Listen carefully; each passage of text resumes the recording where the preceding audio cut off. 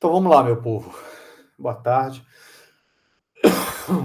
E hoje a aula é para a gente ver em que ponto que vocês estão, que dúvida mais que vocês estão fazendo, que vocês estão tendo, né? O que está tendo um pouco mais de dificuldade. O João me acessou aí, a Júlia também mandou o material, mas eu não tive como ler em detalhe assim. Mas agora a gente pode tirar todas as dúvidas. Aliás, essa aula aqui agora é para a gente fazer isso. Que parte que vocês estão, o que é que vocês estão com dúvida, o que a gente pode ajudar vocês aí. A gente não, né? Mania de ficar falando a gente, eu, né?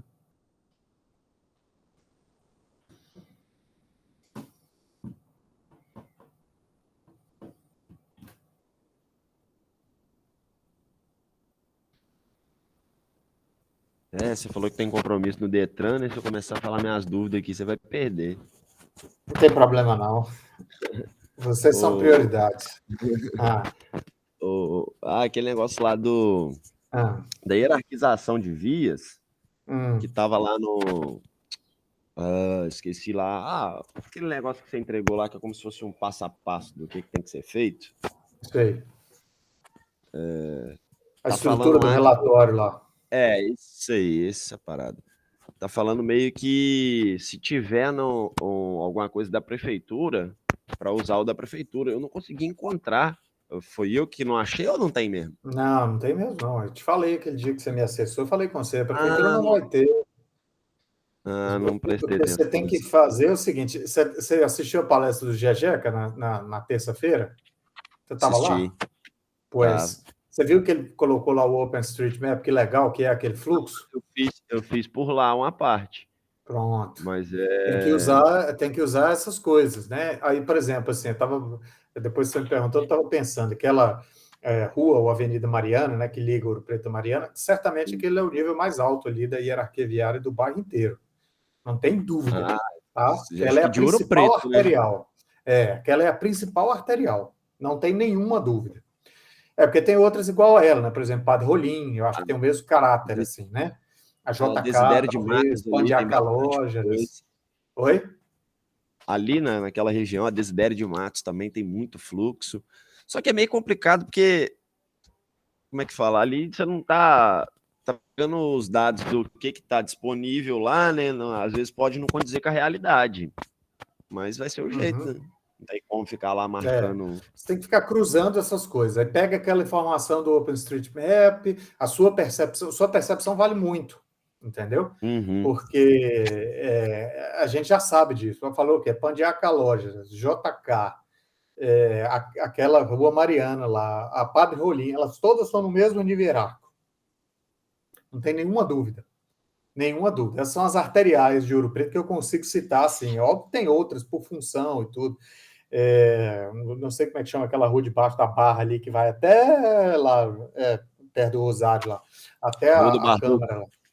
Rua A do Rua do Barroco. Barroco ali, do Bar das Coxas. Então, aquela também ela tem função de arterial, apesar de ser calçamento, isso e aquilo, aquela é um arterial importante. Então, assim, tem algumas que não tem como fugir. Então, se você tem isso aí, esse é o ápice, a 356 é a via de ligação regional, ponto, beleza. Então, o que acontece? Abaixo disso, as arteriais. Aí as arteriais são essas. Abaixo dessas aí, todas as outras são coletoras, ou são locais, ou são vias informais, becos, internos, alguma coisa dessa natureza. Porque Então, Ouro diga. Preto acho que fica meio difícil você olhar assim, igual acho que você mesmo falou, não lembro, você olhar o porte da via assim, não dá para você definir muito bem, porque é mais pelo que a função que ela tem. Se você olhar o porte Entendi. da Sim. via na Rua Mariana ali, nem de arterial não tem porte para isso. Tem lugar que passa um carro. É um sinal, mas Isso. é mais a função mesmo, né? É mais a função. Você tem que ir por função, não tem jeito, né? Porque por desenho urbano ou por outros tipos de informação, primeiro, outros tipos de informação não tem. E por desenho urbano, assim, o desenho urbano de Ouro Preto, independente de qualquer coisa, até Pandiaca Loja, Padre Rolinha, é sofrível, tá? Absolutamente sofrível. O que acontece em Ouro Preto é assim, aquele eterno conflito entre não ocupar, tá? Você não deixar ocupar, você criar instrumentos para não ocupar, para tentar barrar. Quem estava na minha disciplina aí de instrumentos de política urbana ontem, a gente teceu uma discussão enorme sobre isso. Isso é a história do urbanismo e das questões urbano-ambientais do Brasil. Foi tudo. Travou? Nossa, eu não consegui escutar nada depois de Pandiacalão. Então foi só para mim. Não, é assim. Não travou não, Júlia? Só foi para o João mesmo, então deve ser a internet dele. Pronto. Eu estava falando, João, que é o seguinte, essa discussão desse eterno embate que a gente tem no Brasil. E a gente aprendeu alguma coisa. As questões, assim, os sistemas ambientais, né, de licenciamento ambiental e tudo, por isso é que quem não fez a disciplina depois que ela foi reformulada, se quiser eu posso passar as aulas, tá? Pelo menos em PDF. Por quê? Porque não tem como você discutir desenvolvimento urbano sem você saber legislação e conceitos e o histórico dessa questão ambiental no Brasil. Principalmente agora que isso virou, sem julgamento de valor aqui, virou, vou colocar 2 nomes aqui só para exemplificar, ou moda ou doença, tá? O ambientalismo radical. Então, o que acontece? Essa história do urbanismo no Brasil, eu impeço de todas as maneiras, do ponto de vista institucional, do ponto de vista legal, eu quero impedir que alguma coisa aconteça. Isso a gente ainda não, a gente aprende vagamente, assim, vagarosamente e dolorosamente, a gente aprende, e muito vagarosamente. Então, mudou alguma coisa nos últimos 30 anos, desde que eu comecei a mexer no sistema, mas mudou muito pouco. Tá? Poderia ter mudado muito mais. Por quê? Porque aquela história daquele gráfico que eu tinha mostrado para vocês, que tudo é um conceito cultural de construção da paisagem. Na cabeça da gente, qualquer coisa que a gente vai fazer é, a princípio, danosa. A gente não consegue separar uma coisa da outra. Sim, o impacto ambiental é intrínseco à atividade que a gente exerce. Engenharia urbana, arquitetura, engenharia civil, mineração, é intrínseco. Nosso trabalho é interferir no meio ambiente original, na paisagem original. Esse é o nosso trabalho. Quem não achar que tem que fazer isso, ou que deve fazer isso, ou que tem que aprender a fazer isso, tem que procurar outra coisa para fazer. Porque senão você não vai trabalhar.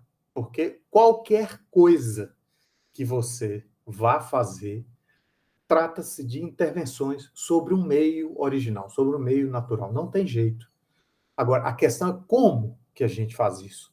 Então, a gente não consegue se livrar desse trauma cultural, dessa limitação cognitiva, vamos chamar desse jeito, que incutiram dentro da cabeça da gente que efetivamente se tem o impacto ambiental, então, a priori, é ruim. Ora, o impacto ambiental existe e ele vai sempre existir, isso é intrínseco da natureza humana e mais específico ainda, intrínseco da nossa profissão. O que a gente tem que aprender a fazer isso de maneira adequada. A gente ainda não conseguiu se livrar dessa limitação cognitiva que a gente tem, tá? A gente sempre leva isso para o campo da ética, quando a gente deveria resolver esse problema eticamente e entender que, uma vez que eu vou fazer isso como ação diária durante toda a minha vida, e praticamente todas as questões humanas, né, exigem algum tipo de infraestrutura, de construção, ou seja, de intervenção antrópica sobre o meio, a questão não é mais se eu vou fazer, como. Essa que é a questão que a gente deveria resolver, e a gente não resolveu isso ainda. A gente acha que só porque a gente está intervindo, seja lá de que jeito for, ela é intrinsecamente ruim. Então, toda a nossa legislação, toda a nossa postura, né, de fiscalização, o João ontem estava perguntando, nós tivemos uma discussão muito grande sobre essa questão, é sempre com essa mentalidade. O que acontece? Quais são as consequências de você partir desse princípio equivocado, por sinal? São 2 coisas. A primeira você não vai conseguir impedir que as pessoas ocupem e que as pessoas façam e que a atividade humana, porque a vida pede passagem, que a atividade humana ocorra. Não é possível. Tá? Se tem alguma coisa que a história do mundo mostra para a gente, é que não é através de instrumentos institucionais, de legislação, de fiscalização, seja lá o que for, né? Todos os sistemas doutrinários, inclusive, todos têm a mesma mãe, inclusive, né? comunismo, fascismo, nazismo, todos que precisam de força totalitária para poder existir, deram com os burros na água. Não tem jeito, tá? Porque a vida humana pede passagem. Tá? A liberdade de expressão pede passagem. A liberdade de você exercer sua profissão, fazer alguma coisa, gerar riqueza, gerar pensamento, isso é intrínseco, não tem como. A gente não consegue se livrar disso. Quando a gente fala assim, vai ter impacto ambiental, pronto, a priori é ruim. Ora, tudo que a gente faz na nossa profissão, enquanto profissional, e mesmo enquanto espécie humana, intrinsecamente existe e é conceitualmente um impacto ambiental. Não tem outra alternativa. E o que a gente fica o tempo inteiro nesse dilema ético, entre aspas, a gente não consegue se livrar disso. Isso é muito ruim ficar nesse limbo. Esse é que é o problema. Essa é a história do urbanismo no Brasil. Se eu não quero, se eu acho que aquilo é ruim, eu vou tentar proibir. Como eu falava, duas coisas vão surgir. Primeiro, você não vai conseguir. Aí a coisa vai acabar acontecendo da pior maneira possível. A revelia da lei. E o passivo vai sobrar, no final das contas, o passivo sempre sobra para todo mundo. Se o cara vai lá, faz de qualquer jeito, aquele fazer dele de qualquer jeito vai cair na cabeça de quem? De todo mundo. Não existe essa história. Tá? Todo mundo vai pagar por isso. Toda a cidade, por aí vai. Segundo, você começa a criar dificuldade e você transforma aquilo num negócio, que é o que virou o ambientalismo radical agora na nossa contemporaneidade, tá? Eu assumo um discurso eticamente, a priori, que é ético, que é moral, tá? E que é bom, entre aspas, para criar dificuldades, e aí depois eu começo a ganhar dinheiro com isso, a partir da dificuldade. Na nossa escala, do nosso mundinho, nosso castelinho de carta bem rudimentar aqui, aquele papo da fiscalização ontem que o João levantou na aula de instrumentos, né, de política urbana, cai naquela velha questão da corrupção. Tá? Eu preciso fazer, eu vou fazer. O cara está criando dificuldade, eu chamo ele do canto para tomar um café, a gente dá um jeito. Tá? Então, assim, essa é a história. A gente repete isso o tempo inteiro, sem se dar conta do problema grave que a gente está criando. Tá? Então, é melhor a gente fazer uma legislação e falar, tá vendo como é que eu sou bonzinho? Olha o meu plano diretor e olha a minha lei de uso e ocupação do solo aqui. Ó. Não pode nada. Quando você diz que não pode nada, é igual a pode tudo. Aprendam isso. Tá? Isso é prazer, eu sou o mundo real. É assim que o mundo vai apresentar para vocês. Tá? Tem dúvida disso? Só andar pelas cidades brasileiras.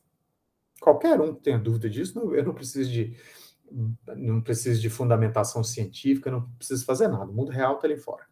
Você pode andar em Ouro Preto, você pode andar em cidades menores do que Ouro Preto, você pode andar em cidades maiores, você pode andar em metrópoles, megalópolis, o que você quiser. O mundo real está aí para comprovar. Tá?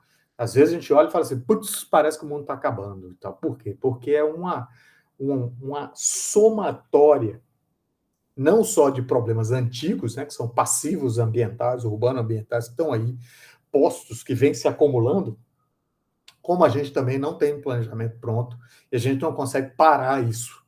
Não, tá bom, tem esse passivo inteiro, mas daqui para frente isso não vai acontecer mais.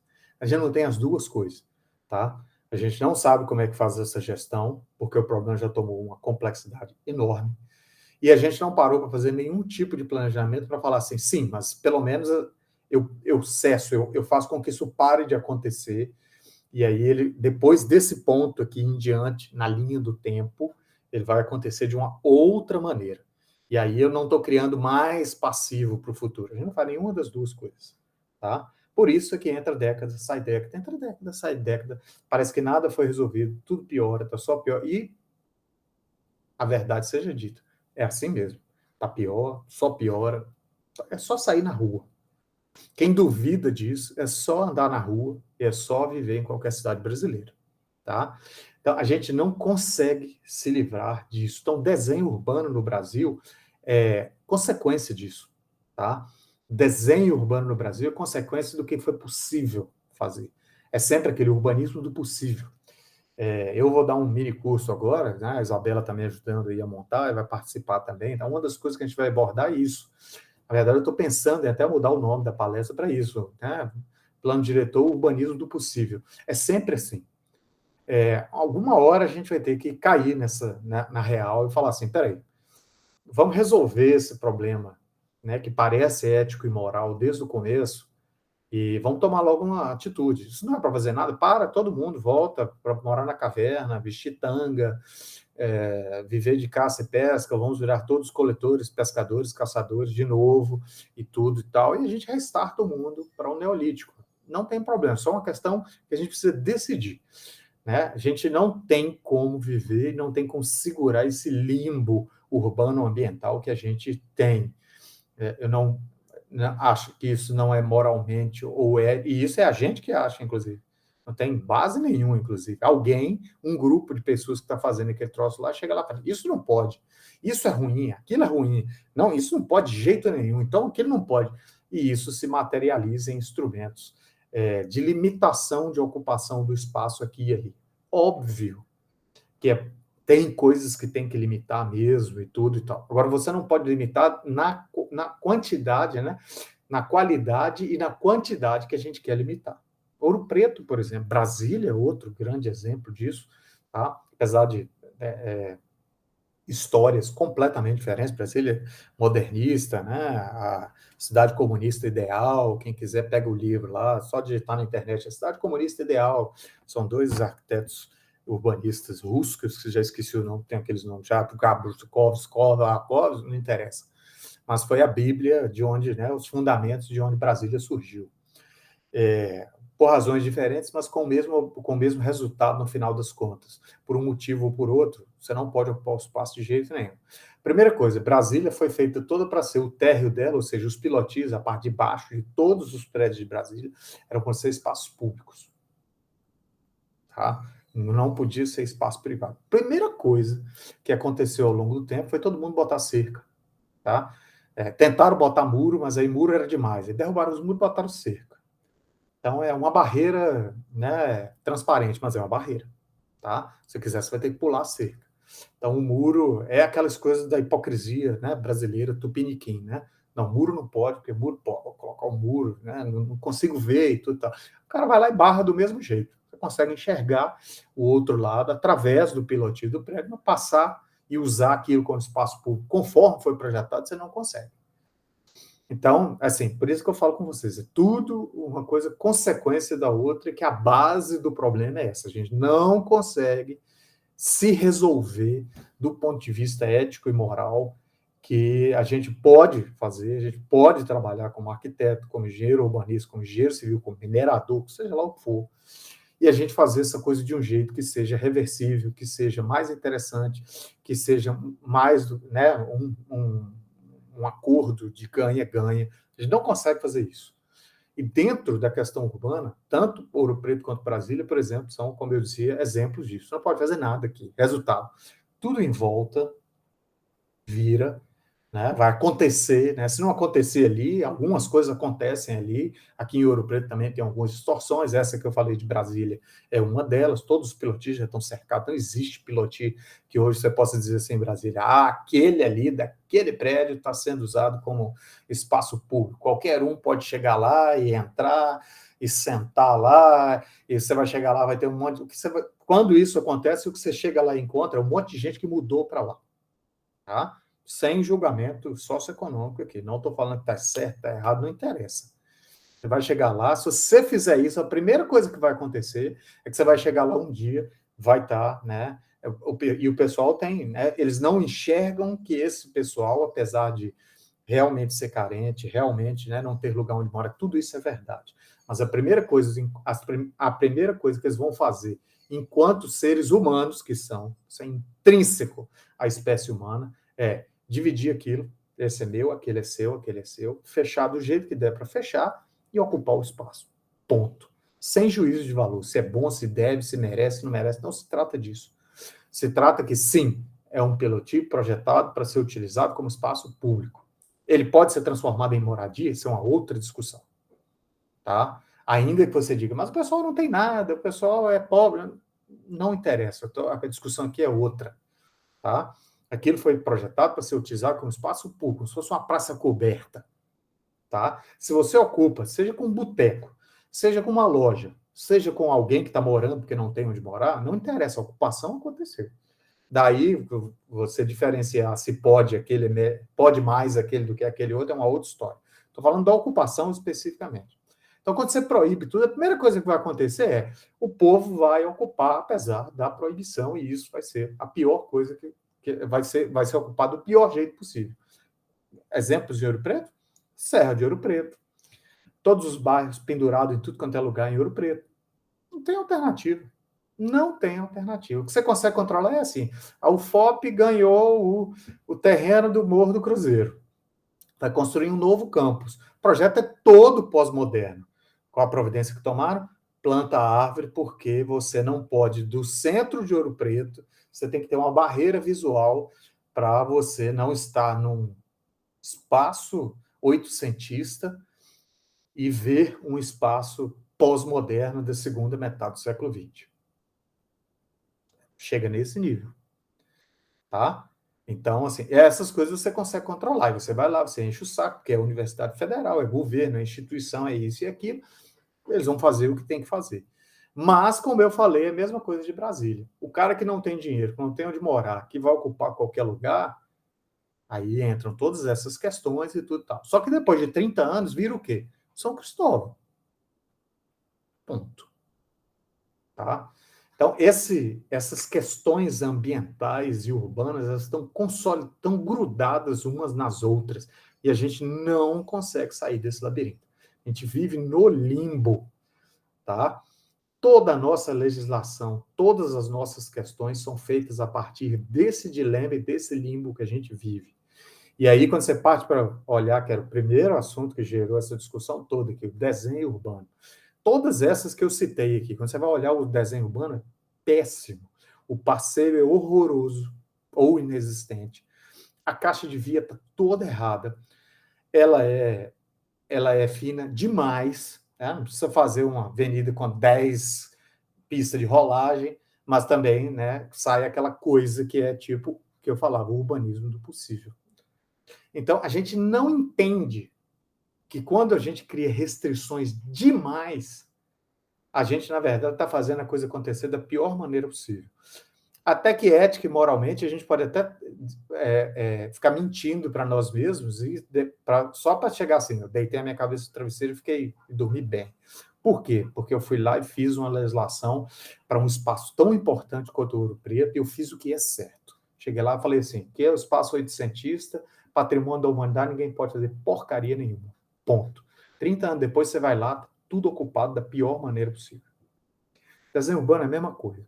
Então, Ouro Preto, se você for classificar, pegamos esse exemplo das vias especificamente, pelo desenho urbano, está, de novo, está dentro d'água, literalmente, mais do que a gente está agora.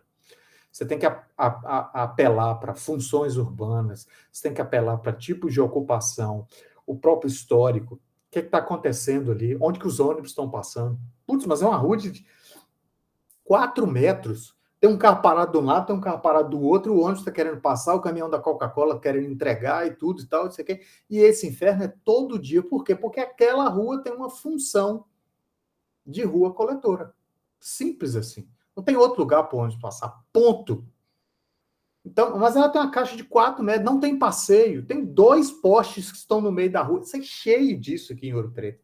Não importa. Se o ônibus passa lá, se o caminhão da Coca-Cola usa, da Ambev, seja lá o que for, para fazer entrega, isso e aquilo, aquilo é uma coletora. Tá? Para comércio. Se tem comércio de bairro, então, nela, isso, aquilo, é coletora. Não tem jeito. Tá? Então, assim, torna o trabalho da gente muito mais difícil.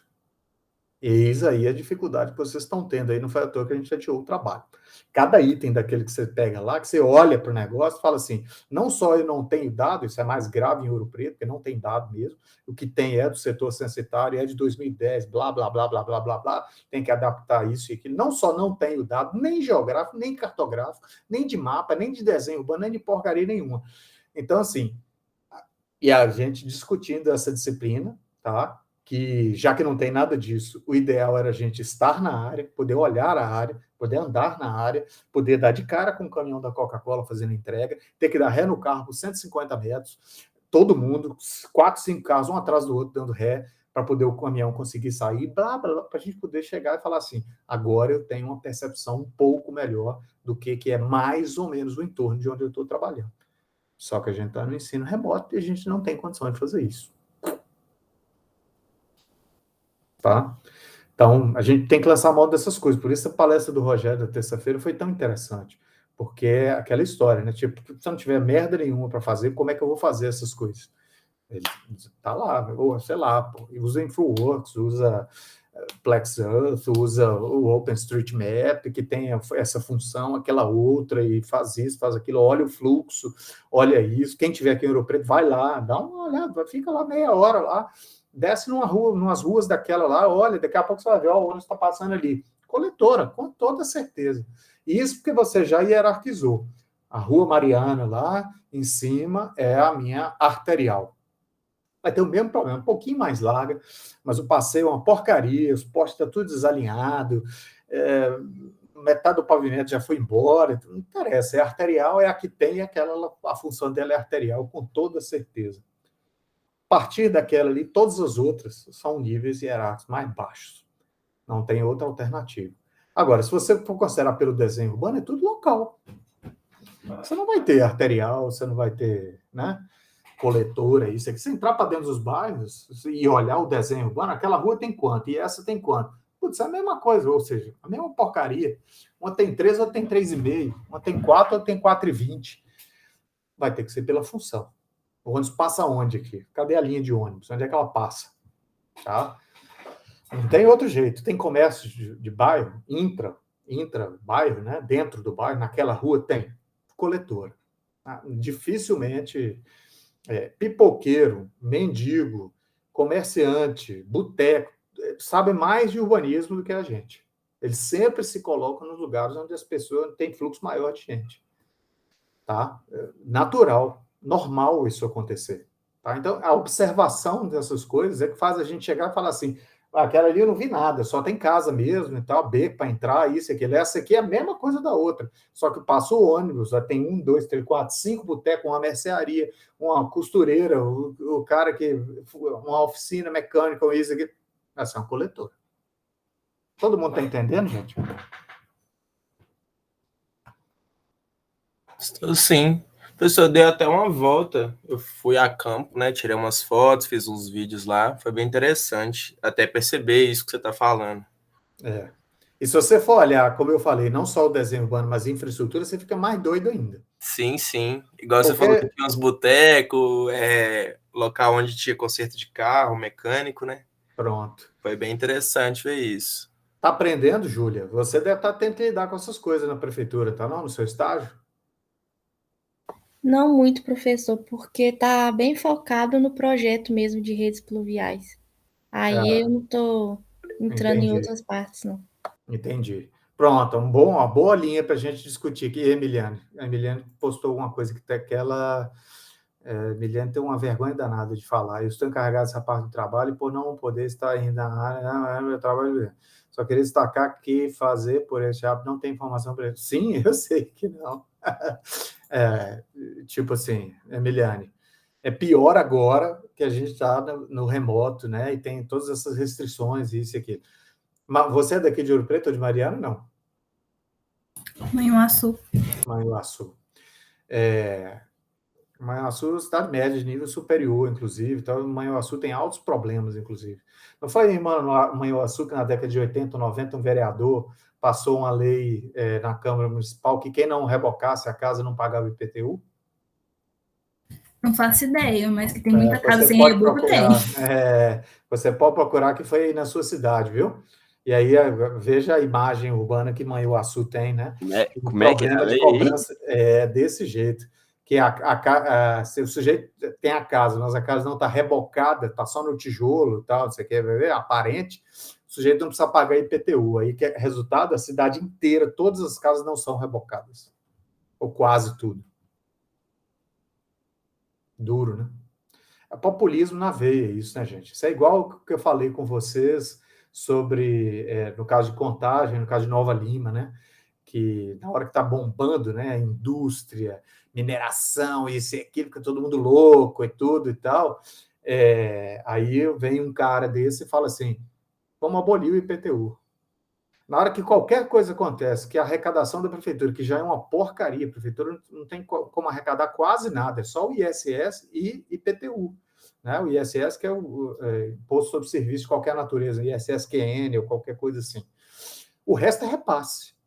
Então, o município não tem quase nenhuma fonte de arrecadação direta, que ele pode chegar e falar assim, sou eu que estou arrecadando e eu vou colocar esse dinheiro aonde eu quiser enquanto município. Quase nada.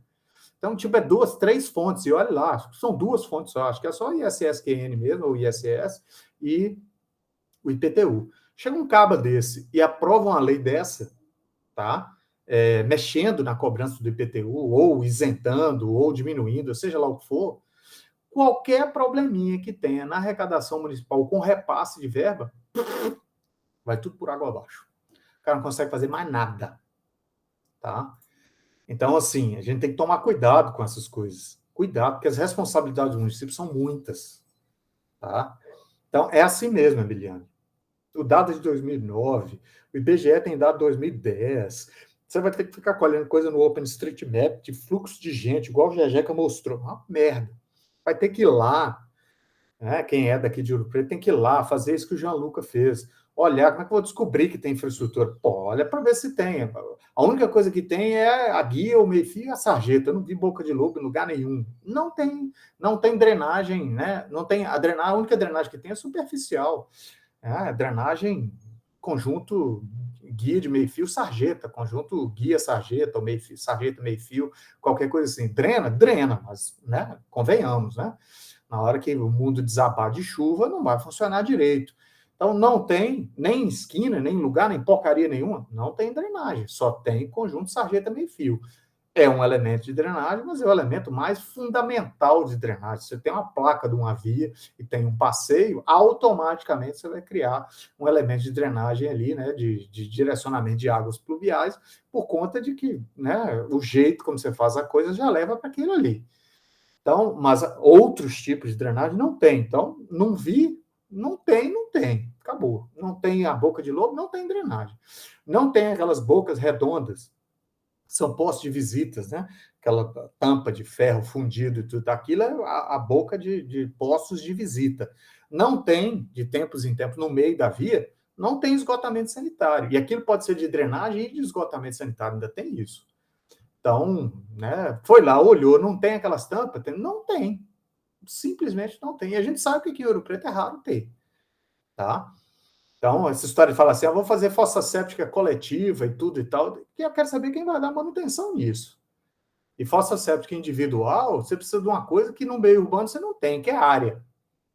Porque a fossa séptica individual, ela funciona por infiltração. Você infiltra ela no terreno. Vocês devem ter visto isso em alguma disciplina. O cara sai tudo ali, né, o esgoto do cara todo cai numa fossa séptica dessa individual, né, fossa negra chamada, né, ou mesmo que seja uma fossa sanitária, não interessa, ela vai trabalhar como infiltração. Então, em volta dela ali, num raio de alguns metros, pelo menos, fica tudo contaminado. Professor, isso foi até um ponto destacado na nossa entrevista, que a gente fez um questionário, né, que muitas ruas não têm um tratamento séptico, e eles sofrem com mau cheiro, principalmente declaram que os vizinhos jogam sem nenhum tipo de tratamento o esgoto para o lado, né? Uhum. E que o tratamento único que tem é quem faz fossa séptica e reclama que não tem como fazer, é inviável, etc. Olha só. É uma situação complicada, né? Eu vou só responder aqui ao João, já abro para você. O que acontece? Por que eu acho que, assim, nem tudo. Pode ser que tenha algum lugar que você consiga realmente resolver por fossa séptica, aquelas que eles chamam de fossa verde, tem milhares de nomes. Aí é isso que eu estou te falando, aí vira discurso de mercado.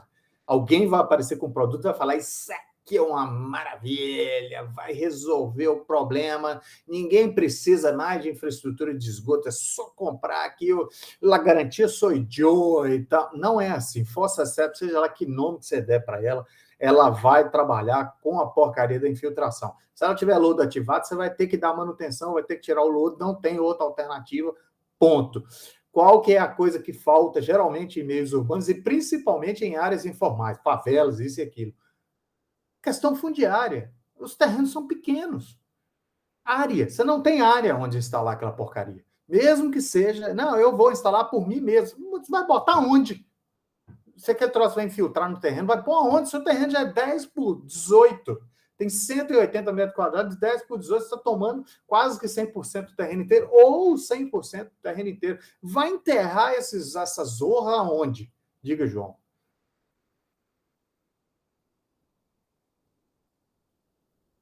João? Ele levantou a mão, não levantou? Bom, depois ele volta aí. Ou caiu aqui? Vocês estão me ouvindo ainda, não? A internet estava. Sim, minha internet estava falhando aqui, estava esperando voltar direito. Eu imaginei. Não, tava ontem, conversando com um amigo meu, ele é engenheiro aqui trabalha para a Secretaria de Obras aqui na cidade de Pádua aqui. Aí tava falando sobre infraestrutura urbana mesmo, essas coisas. Ele falou, não, que tinha um projeto anterior da cidade aqui, a cidade de Pádua, assim, 45 habitantes, é pouco habitante, mas como ela é a maior cidade da microrregião e a mais industrializada, tem muita gente, muito movimento. Aí ele estava comentando que ele estava comentando que tem um projeto aqui da cidade que não foi aprovado, né? Aí ele estava me explicando, eu quase ri na hora. Não foi aprovado o projeto de fazer a drenagem urbana, não sei o quê. A drenagem urbana, não, perdão, a coleta e tratamento de esgoto. Fazer o tratamento de esgoto, não sei o quê. Ele falou, mas não entendo por que não foi aprovado. Eu falei, mas quanto tá o valor da obra? Ele falou, 5 milhões. Eu falei, por isso aí. Aí ele, por quê? Eu falei, com 5 milhões você não faz a coleta e tratamento de esgoto de Pádua nunca. Ele, não, mas dá para fazer porque é só a estação, porque Pádua colhe água pela drenagem pluvial. Eu falei, não, mas você não está tratando esgoto. No dia que deu uma enchente, só a estação de tratamento acabou, ué. Destruiu. Então, você como aluno de engenharia urbana e futuro engenheiro urbanista, se você tivesse tido aula de teorias urbanas comigo, você saberia a diferenciação entre rede de drenagem e rede de esgotamento sanitário da segunda metade do século XIX. Na verdade, é por isso que chama-se urbanismo clássico ou neoclássico, porque resgata essa lógica dos fluidos, chamada lógica dos fluidos, tá? Que os gregos e romanos faziam, de você direcionar suas águas, né? Sejam elas águas pluviais, né? Águas azuis, né? Ou águas marrons, cinzas e negras, que aí já é, né? Lá no negócio de esgoto, vocês devem ter estudado isso com o Paulo. Você tem que diferenciar por várias razões, não é só porque um é água de chuva e o outro é água contaminada. Isso é básico. É claro que tem que ser assim. Mas é porque, o sistema vai estar pressionado. Esgotamento sanitário, você não tem como pressionar. Tá? É dado de projeto. Quando você vai fazer rede de esgotamento sanitário, você tem que derivar por gravidade. E você não pode passar de 75% da seção do tubo. Se você encher o tubo mais do que, seja lá que o tubo for, geralmente os de saída de esgoto de casa são 100 milímetros, 110, 150 milímetros no máximo. Geralmente o que passa nas ruas, coletando essa primeira tubulação que sai de cada casa, geralmente é o dobro, 200, 220, 250 milímetros, e só vai subindo. Tá? Então você tem que usar o terreno, tá? Para você não deixar o sistema pressurizar. O de água pluvial, por definição, é pressurizado. Choveu, entupiu de água, pressuriza o sistema inteiro. Tá? Se você pressurizar o sistema de esgotamento sanitário, ele não está preparado para isso. Se você for preparar seu sistema de esgotamento sanitário todo para receber pressão, você não paga ele. 5 milhões não dá para comprar nem o material da ET, quanto mais. Tá? Então, primeira coisa, isso é uma premissa urbanística do século XIX. Isso que já retomaram dos gregos e dos romanos. Separar a água pluvial de águas marrons, cinzas e negras. Premissa total. A outra é técnica. Tá? Por isso é que ninguém faz a porcaria do esgotamento sanitário. Porque exige um trabalho minucioso de topografia, de nível, porque senão você tem que ficar colocando estações elevatórias. Você chega num lugar que você não consegue mais derivar aquela porcariada toda que você coletou para lugar nenhum. Você tem que coletar num tanque, meter um conjunto bomba e recalcar, subir o nível para começar a derivar de novo. Tá? É óbvio que ninguém consegue resolver uma cidade, ainda mais acidentada, igual Ouro Preto, por exemplo, ou Belo Horizonte, sem estações elevatórias. Mas você tem que ser comedido nas suas estações elevatórias. Estações elevatórias não é só caro para implantar, como é caríssimo para ficar mantendo aquela porcaria. Você tem que ter um conjunto de bomba. Aquilo não está bombeando água limpa, aquilo está bombeando sólido. Então, você tem que ficar o tempo inteiro dando manutenção. Se as bombas pararem todas, parar de bombear, seu sistema entra em colapso. Então, é por isso que no Brasil, ninguém põe a mãozinha para resolver esgotamento sanitário, porque tratamento e abastecimento de água, aduziu, limpou a água, jogou ela no reservatório elevado, ela desce por gravidade, a água limpinha, o tubo maior que vai passar, né, ali já dentro da cidade, distribuindo e tal, 50 milímetros, 70 milímetros, né, 5 centímetros, 7 centímetros. Para dentro de casa já é a tubulação que a gente usa, meia polegada, 3/4, aquela caseira. Tá? Mas que passa na rua, por exemplo, para distribuir para as casas, então o último ramo dela, 50 milímetros, 75 milímetros, 70 milímetros, nada demais. Agora, esgotamento sanitário eu quero ver, porque a água se resolve assim, botei o meu reservatório na cota mais alta, quem tiver na cota mais baixa do reservatório vai receber água e pressurizada. E o esgotamento sanitário, que você vai tirar do cara, de cada um lá na ponta, e ter que derivar isso por gravidade o máximo que você puder, sem pressurizar o seu sistema. Aí a porca torce o rabo. Entendeu? Então, assim, quem que tem que saber essas coisas? Nós, engenheiros, quer dizer, olha só, né? Já estou até me promovendo só, né? Eu não sou engenheiro de porcaria nenhuma. O máximo que eu consegui ser foi um arquiteto meia boca. Então, assim, vocês, engenheiros urbanistas, é que tem que entender desse troço, aí. Tá? Porque senão vai ficar falando besteira, igual o amigo do João falou aí. Tá, vamos fazer com 5 milhões, 5 milhões não dá para você fazer nada. Já começa por aí, não é só em Pádua, não, em qualquer lugar. O cara fala assim, vamos fazer um sistema inteiro de esgotamento sanitário custando 5 milhões, eu vou olhar para o cara e falar assim, recebeu de presente. Quem te deu esse presente? Porque você é muito mais do que isso. Tá? Então, volta aquela velha história que a gente estava falando e voltando à questão que a Emiliane falou aí. Dado e dado primário. Tá?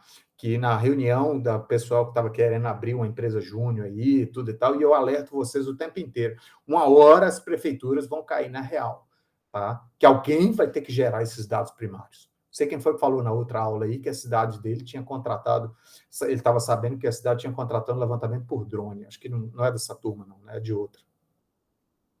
Não importa. Em alguma hora as prefeituras vão ter que fazer isso. Por quê? Porque senão não consegue bater um prego numa barra de sabão. Quanto mais fazer um sistema de esgotamento sanitário.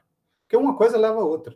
Se você não tem curva de nível muito bem levantadas, talvez de 50 a 50 centímetros, nem de 1 em 1 metro, você não consegue classificar a bacia, você não consegue fazer modelamento de nem de escoamento hidrológico, nem geohidrológico, nem porcaria nenhuma. Então, assim, se você não tiver informações primárias sobre, né, suas condições geológicas, geotécnicas, você vai ocupar área de risco sem saber, às vezes, inclusive, por aí vai. Tudo isso depende de informações primárias. Não vai entrar dentro do IBGE e conseguir curva de nível. Ninguém vai te dar isso de presente. Você vai ter que gerar isso. Ou você vai ter que colocar 20 turmas de topografia no campo levantando essa porcaria direito com a estação total, que por si só é caro e demorado, ou você vai chamar alguém capaz de levantar isso por drone hoje em dia, cada vez está barateando mais, e vai pagar e vai falar, o que eu quero? Pelo menos curva de nível gerada de 50 centímetros, essa porcariada toda aqui. Vai ter um preço? Vai. Talvez com 5 milhões, João, consiga fazer um bom levantamento com drone e gerar boas curvas de nível de Pádua, tá? E talvez até restituição de alguns elementos, assim como quadra, como lote, talvez com 5 milhões deve ser fazer isso, tá? Mas é necessário fazer, por isso que eu alerto vocês o tempo inteiro, vocês têm trabalho para o resto da vida, tá? Pádua fez o levantamento topográfico aqui, mas em SAD 69. Fez recentemente. Mas ainda dá para resolver, né? Mas agora olha para você ver. Um levantamento recente que foi feito recentemente ainda foi feito SAD 69. Aí você vai ter que fazer essa ortorretificação toda para CIRCA 2000 ou WGS 84. O que eu estava falando com ele lá no negócio, eu falei, vamos pegar aqui a melhor situação possível. Vamos supor que a cidade não é uma cidade, é uma rua só descendo, você não vai ter que bombear nada. Quando você for mexer fazer a coleta de esgoto, você vai ter que tirar a pavimentação, vai mexer na água, porque não vai ter jeito, uma retroescavadeira vai furar uma tubulação de abastecimento, como o esgoto é mais abaixo ainda do que o pluvial, vai pegar na rede pluvial, você vai ter que tirar tudo que está ligado no pluvial e ligar na drenagem. E isso, ó, você não acha que é um pouco desinteressante? Porque às vezes não é nem por falta de dinheiro, igual você tinha falado lá. Dinheiro tem, não tem projeto, né? Não é nem por falta de dinheiro, talvez, mas não é desinteressante para a prefeitura fazer essas obras? É muito melhor eu fazer para. Não, num bairro novo, porque reformar é muito difícil, construir é fácil. Um bairro novo, beleza. Construir certo é que é difícil. Não, mas eu tô falando, construir é mais fácil que reformar, porque quando Não, você está construindo um certeza. bairro, não tem ninguém, você não está incomodando ninguém. Mas não é desinteresse da gestão, porque obra de Bela Terra não dá voto. A não ser que for água, né? Claro. E sem contar que o cara tipo, ele não quer passar raiva com. Ele quer o esgoto tratado, quer água, mas não quer uma máquina furando a estrada na porta da casa dele. Não. Nem quer pagar a taxa de tratamento de esgoto, coleta de esgoto, nem de abastecimento e tratamento. Nem que dê isso de graça, o cara não quer. Não, então, tipo assim, né? Troço que vira um labirinto sem. Aquilo que eu falei, a gente fica no limbo o tempo inteiro. Não, você quer isso, quer. Pô, você vai ter que passar por isso, depois ainda vai ter uma taxa. Aí você, não, aí eu não quero. Pô, mas você vai ficar na merda, cara? Vou. Mas é duro. O que eu tô querendo perguntar é, tipo, como. Tem algum outro jeito? Às vezes, por exemplo, fossa séptica tem um problema por causa do sumidouro dos lençóis, contaminar os lençóis freáticos. Tá, beleza, mas uma solução, tipo, apagar fogo. Por exemplo, uma fossa séptica sem um sumidouro e mesmo ligada no pluvial, por exemplo. Não fazer o correto, fazer a gambiarra. Não já dá nenhuma... Não, se você ligar no pluvial, já era. Já. O que o pessoal fala é o seguinte, eu não consigo, em vez de colocar uma estação elevatória, eu pego esse pessoal todo aqui, coleto isso tudo, faço até uma mini rede de esgoto, só que em vez de eu levar para uma AET, eu coloco uma AET contentorizada. É possível. Tá? Mas a prefeitura vai ter que fazer essa gestão, ou a empresa que está fazendo essa gestão tem que saber que tem essa fossa séptica coletiva, geralmente usa lodo ativado, tem que trocar, tem que tirar, não tem jeito, não existe. Mas você pode preparar isso. Você pode fazer um planejamento areal por área ou por bairro, tá? E você compra a fossa séptica. Compra, chama já fossa séptica contentorizada. Não é eles nem chamam de fossa séptica, chamam de ET contentorizada, que é do tamanho de um contentor, de um container, tá? De navio. Container de 20 pés, aquele menor. Então, ela cabe toda dentro do que seria um container de 20 pés. Então, se você separa o que seria 2 lotes urbanos, por exemplo, você consegue juntar tudo num ponto mais baixo, comprar aquela zorra, colocar lá e ligar o esgotamento sanitário todo lá. Mas é aquilo que eu estou te falando, que ele tem um custo não só de implantação, não tem outra alternativa, mas depois você tem que dar manutenção o tempo inteiro no sistema. É possível resolver. Não é que não é possível, não. É possível.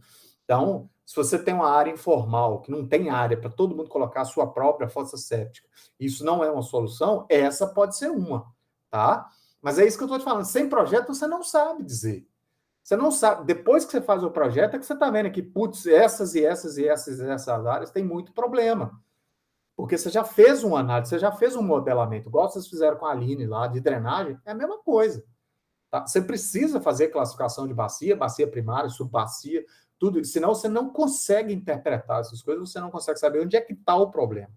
Tá vendo como é que a gente volta na base dos estudos de impacto ambiental? Para que serve um estudo prévio e um estudo de impacto ambiental? Qualificar e quantificar o problema. Se você não consegue qualificar e quantificar o problema, você não dá um passo.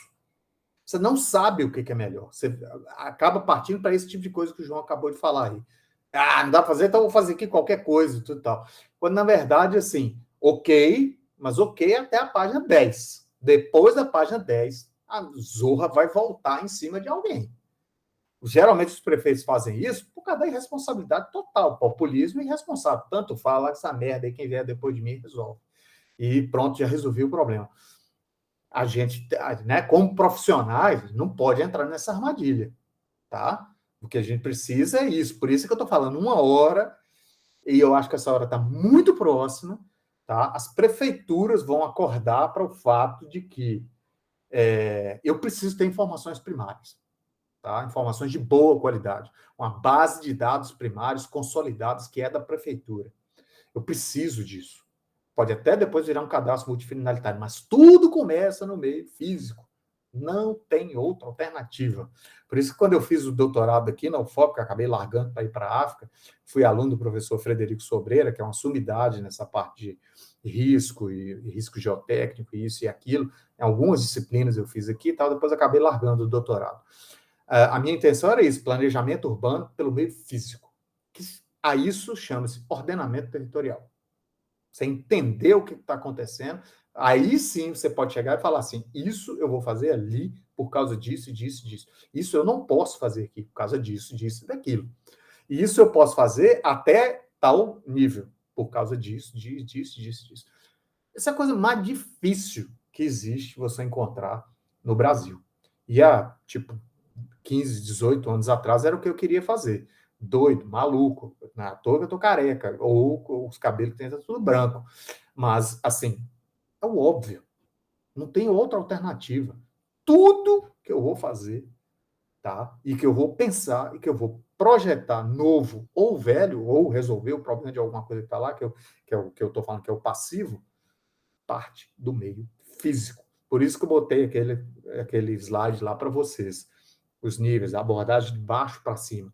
Não tem saída, tá? Não tem jeito. Ok, gente? O que é mais que a gente pode falar do trabalho especificamente?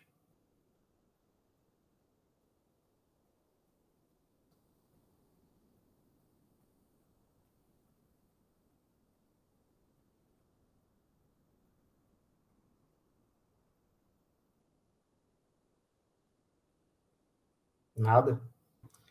Da Bela?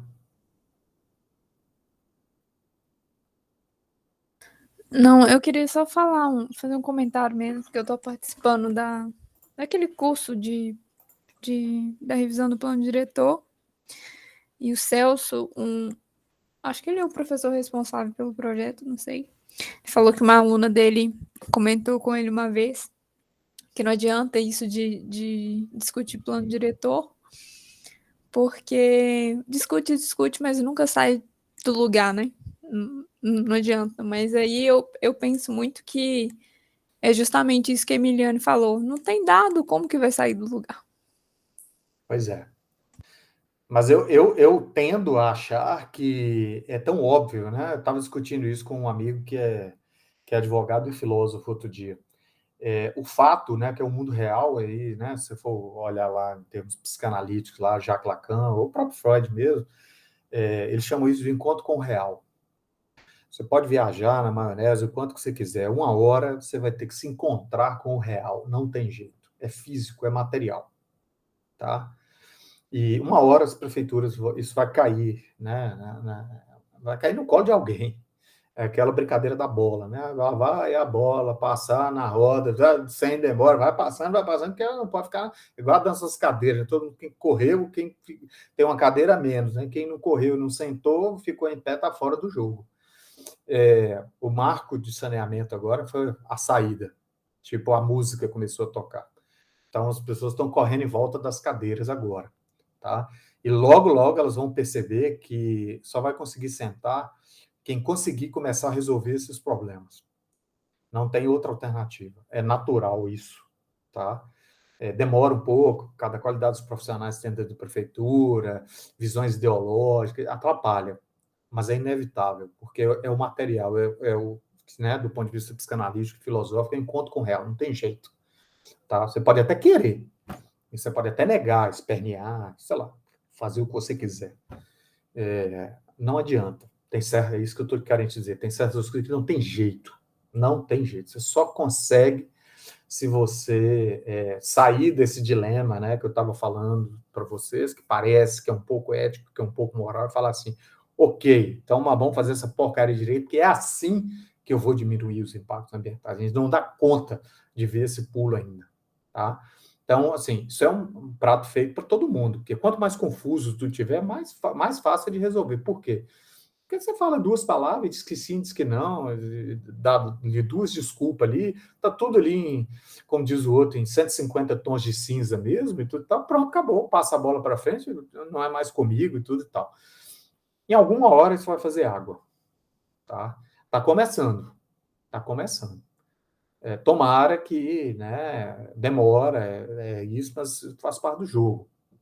Mas em alguma hora, assim, dos 5.700, né, municípios brasileiros, 853 só em Minas Gerais, em alguma hora alguém vai chegar e vai falar assim, não tem jeito.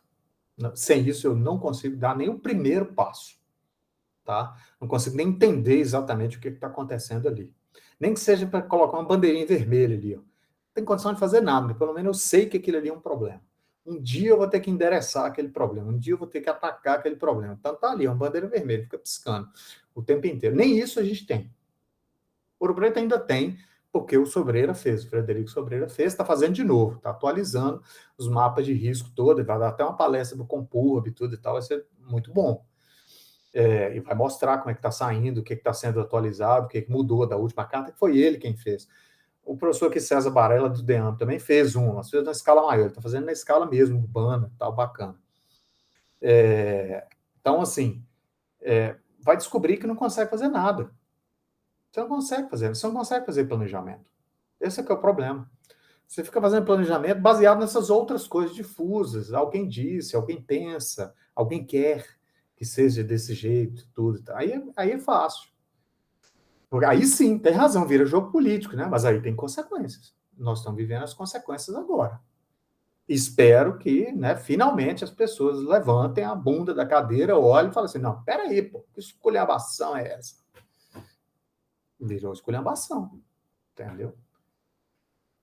Então, assim, infelizmente, Emiliana, dados, a gente tem que trabalhar com o que a gente tem.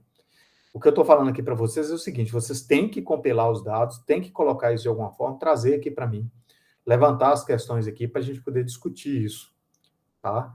Porque a dificuldade aparece quando você pega, o dado já é difícil de conseguir, quando você pega você fala assim, será que é isso mesmo? Será que não é? Será que eu estou interpretando de maneira correta ou não? E tal? Essa é a arena. Principalmente porque, assim, se você me manda alguma coisa, às vezes eu tenho tempo de ler, às vezes não tenho tempo de ler, e tem outra coisa, eu estou falando para você, para o seu grupo. Quando a gente discute aqui, a gente está conversando para todo mundo. Estou te dando uma resposta, como eu já dei para o João, para o Jean, para quem levantou questões aí, serve para todo mundo, é a mesma coisa. Lá no UniBH, que eu fui coordenador do curso há algum tempo, e praticamente montei a parte de urbanismo inteira, né, do curso, toda a estrutura do curso, que ainda está lá, fui eu que montei. As pessoas eram obrigadas a fazer algum tipo de apresentação na sala de aula o tempo inteiro. Não existia mais a gente sentar, fazer orientação de projeto, que a gente chamava, assim, eu com a pessoa. Põe isso aqui, faz aquilo ali, tá, isso aqui, tá, tinha outra. Não era isso. A gente já tinha os projetores, a pessoa ligava o computador dela no projetor, projetava lá na tela, lá na frente, falava, estou com essa e com essa dúvida, eu fiz isso, fiz aquilo, é assim, não é? Aí a gente falava para ela, e aí grande parte das dúvidas da sala eram respondidas naquela coisa, naquele momento ali. Tinha gente que ficava meio com vergonha e tal, mas assim, não tem jeito, né? Atividade de arquiteto, atividade de engenheiro, isso e aquilo, é você apresentar projeto. Você fazer e apresentar para alguém. Alguém vai ter que manipular, olhar, julgar, corrigir, né? Comentar seu projeto, né? Não tem outra alternativa. Então, o ideal é isso, né? Que vocês tenham essas dúvidas e as dúvidas vão chegando e a gente possa discuti-las aqui, né? Aline. Oi, professor. Bom? Ótimo. E aí? Eu acho que eu consegui fazer a parte que tinha separado. Que ele toca, a parte que ele toca. Eu acho que deu para fazer. Foi meio confuso mesmo de delimitar a área, né? De classificar as vias, mas até quando eu estava fazendo e conversando com meu namorado, ele falou, você não pode ficar olhando, seguindo a legislação para olhar Ouro Preto, é completamente diferente, né? Aí, e eu fui vendo, porque como eu sou de Ouro Preto, né, bastante lugar eu conheço, então eu sabia como é que não ia bater. Como é que a banda toca, né? Sabe Okay. que é uma facilidade grande. Você ser do local, né? A vivência te dá oportunidades que, às vezes, a pessoa que não é do local não tem, né? Isso é verdade. E eu até descobri que a Rua Mariana tem 3 nomes, que eu não sabia. Ué, Entendeu? Ainda tá até bom, né? Tá até bom. O bairro do lado chama Vila... Ah, meu Deus, como é que é? Vitorino Dias. Nem sabia que existia esse bairro. Existe um bairro que chama Vitorino Dias. Pois é. Bairro a rua, né? 4 gente, casas. Assim, né? É por isso que eu forço esses trabalhos, meio dando essa trabalheira toda, né? A gente vai ter que gerar as curvas de nível para poder conseguir fazer o projeto, isso aqui. É melhor, porque é um laboratório muito, muito bacana para poder trabalhar, porque esses problemas todos vão acontecer. E raramente, tem certos lugares que certos aspectos, né, dos trabalhos é muito fácil fazer, então você passa meio que passando por aquele ali e tal, nem dá mais bola. Aqui em Ouro Preto é difícil, todas as partes daquela estrutura, né, da caderneta de campo, você pegar, você fala assim, putz, o que eu vou fazer com esse troço? Como é que eu vou fazer? Como é que eu vou resolver, descrever, interpretar essa porcaria desse negócio aqui? Por isso é que é bom. Porque se vocês fizerem aqui, vocês fazem em qualquer lugar. A garantia sou eu. Cristiano, tô lembrando aqui agora da palestra daquele cara lá, o Jejeca.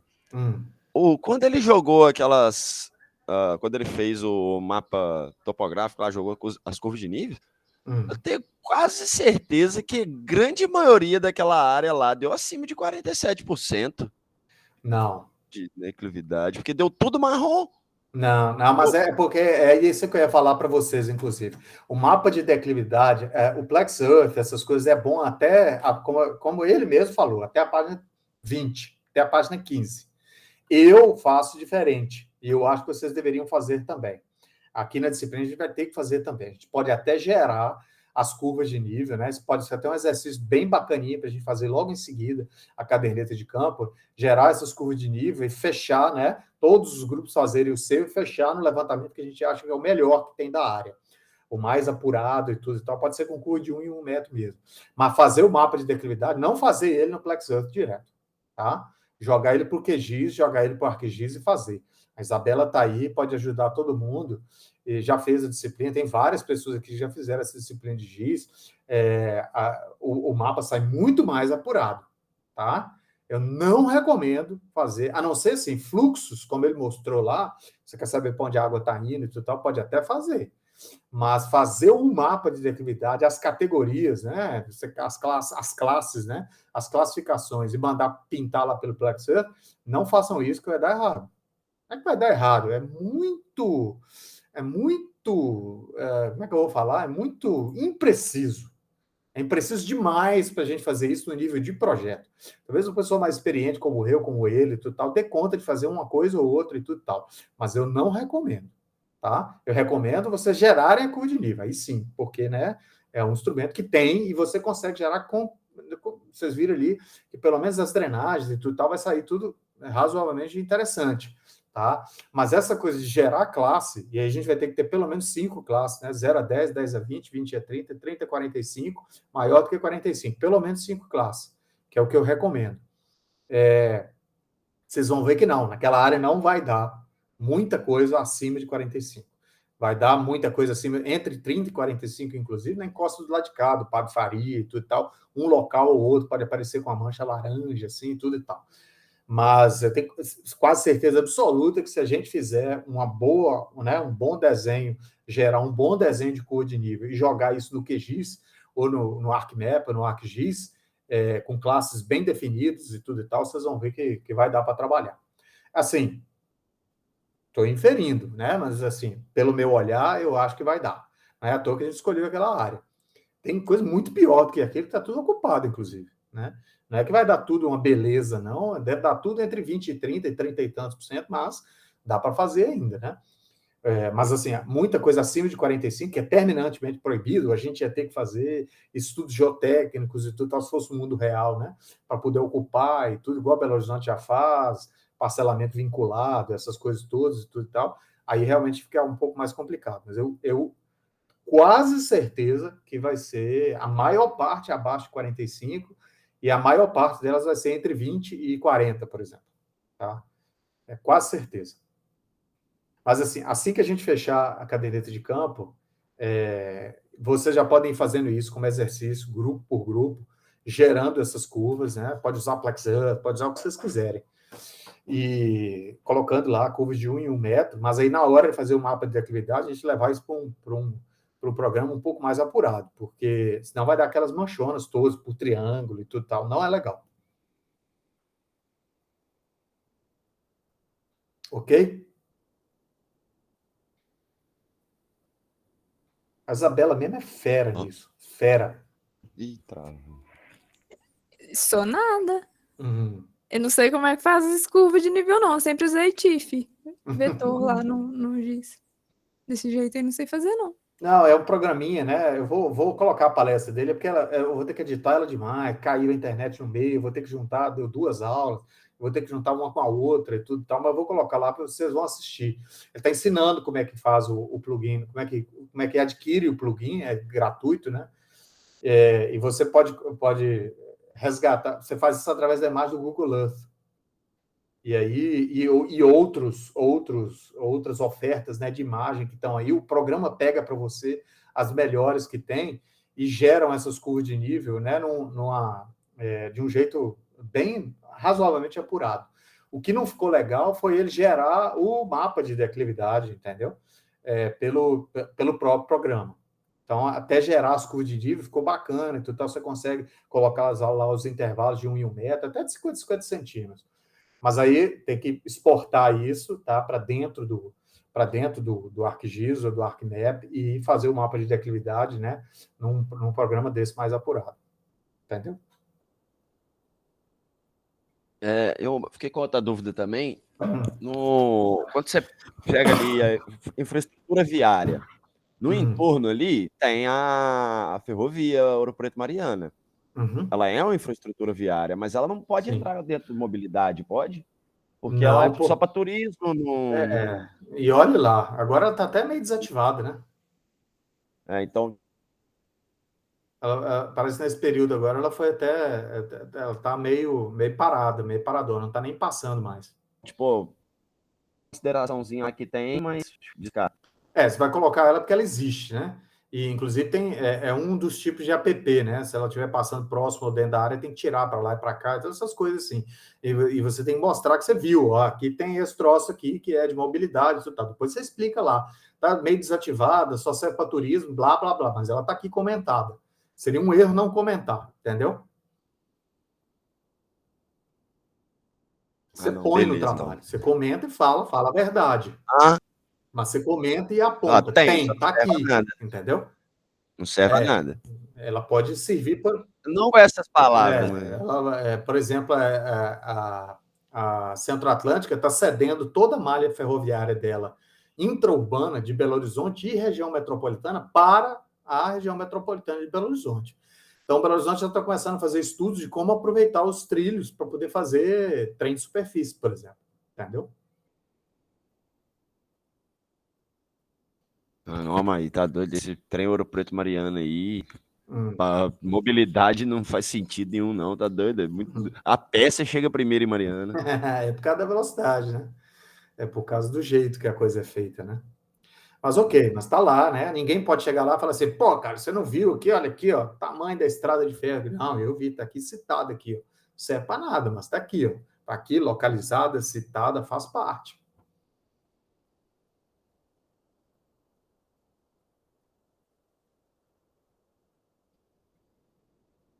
Ok, gente?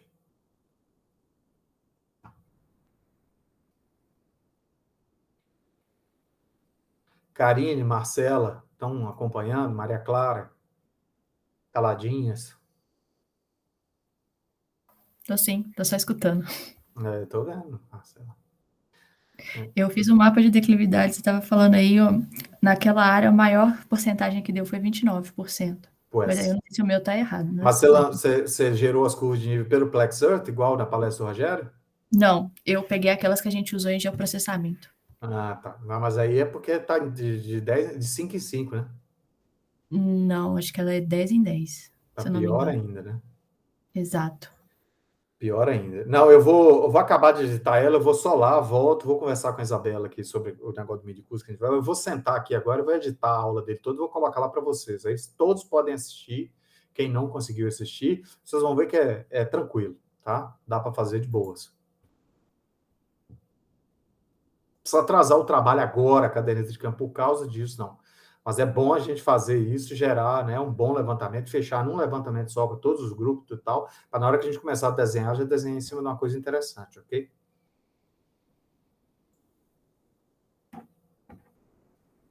Beleza?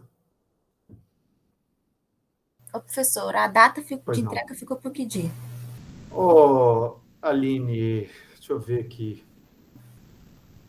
A data primeira que a gente tinha era hoje, né? 20, 21?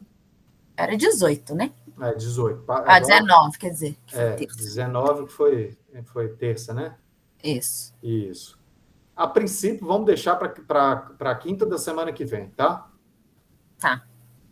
Aí a gente já marca a aula de quinta da semana que vem para a gente fazer a apresentação, ok? Travou para mim, você pode repetir de novo? Vamos deixar a aula da quinta da semana que vem, dia 28, me parece, né? Para a gente fazer a apresentação desse trabalho e a entrega, tá? Da caderneta, ok? Ok, obrigada. Ô, Cristiano, pois não, João. Tomar água, não sei se comentou alguma coisa. Ainda vai rolar aquelas aulinhas assim, meio tutorial do ArcGIS ainda? Do QGIS, do CAD? Porque, cara, eu tô tomando uma coça daquele QGIS lá. O QGIS bate em todo mundo, velho. QGIS muda a versão, muda a interface, muda tudo. O que eu vou postar para vocês aqui de geoprocessamento e tudo e tal é uma aulinha do Diego falando como é que faz mapa temático e depois como é que vincula banco de dados alfanuméricos e tudo e tal, como é que faz os mapas temáticos e tudo e tal. Mas vai ser tudo baseado em ArcMap, né? Porque é o que dá para fazer. É a mesma coisa, alguém falou assim, pô, mas por que não faz isso no QGIS e tudo e tal? O que você deu, essa palestra foi feita no período passado lá no geoprocessamento? Sim. É mesmo? Então, nossa, não dá para vincular uma coisa na outra não, cara. Impossível. O quê? O quê? Você vê num negócio, você vê o outro, muda tudo. Mas qualquer versão do QGIS muda tudo, toda hora. Você abre o Acorunha 3.0 é uma coisa, você abre o outro, já mudou o outro negócio, porque é código aberto, né? O que você tem que entender é a estrutura, a lógica da coisa, entendeu? Ah, não, sim. Nossa, mas e outra coisa, eu fiquei na dúvida aqui. Por exemplo, eu posso usar no mesmo arquivo Sirgas 2000 e WGS 84? É a mesma coisa. Mas eu posso usar o mesmo, Pode. Entendeu? Por mais que seja a mesma coisa, eu estou dizendo, não. Eu vou lá fazer um mapa. Qual que é a minha referência? Aí eu boto os dois ou... Não, coloca Sirgas 2000, que é o brasileiro, né? Porque quando eu tento pegar aquele arquivo KMZ lá, ele vem como WGS 84. Quando eu tento jogar para Sirgas 2000, ele simplesmente some. Ele evapora no limbo. Entendi. Ele desaparece. Eu falei, vai ficar no WGS 84 mesmo. Ok. Que é a mesma coisa, né? O Sirgas 2000 é o WGS 84 brasileiro. Então, é diferente de SAD 69 com Orga Alegre, que aí é outro dado. A Isabela falou que ia fazer um tutorialzinho do QGIS, não falou, Isabela? Eu falei que eu fiz pro meu grupo no período passado, mas para fazer aquele trabalho. Desse aí eu já não sei não, porque eu peguei só uma parte. Não, vai servir. Pode disponibilizar para a gente. Não, Cristiano, o que eu fiz foi focado em declividade. Ótimo. Então tá, mas tá, galera, se Põe quiser. na roda, professora, que é isso?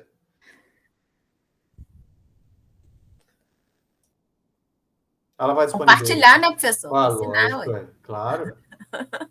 Começar gente, cedo. Tá todo avacalhado, tá? Eu não vou gravar de novo, não, que eu tô sem tempo. Então... Claro que não. Coloca lá do jeito que tá lá, tudo ajuda. Fechou. Tá bom. Daqui a pouco a gente se encontra, tá? Então, gente, ficamos assim, então, beleza?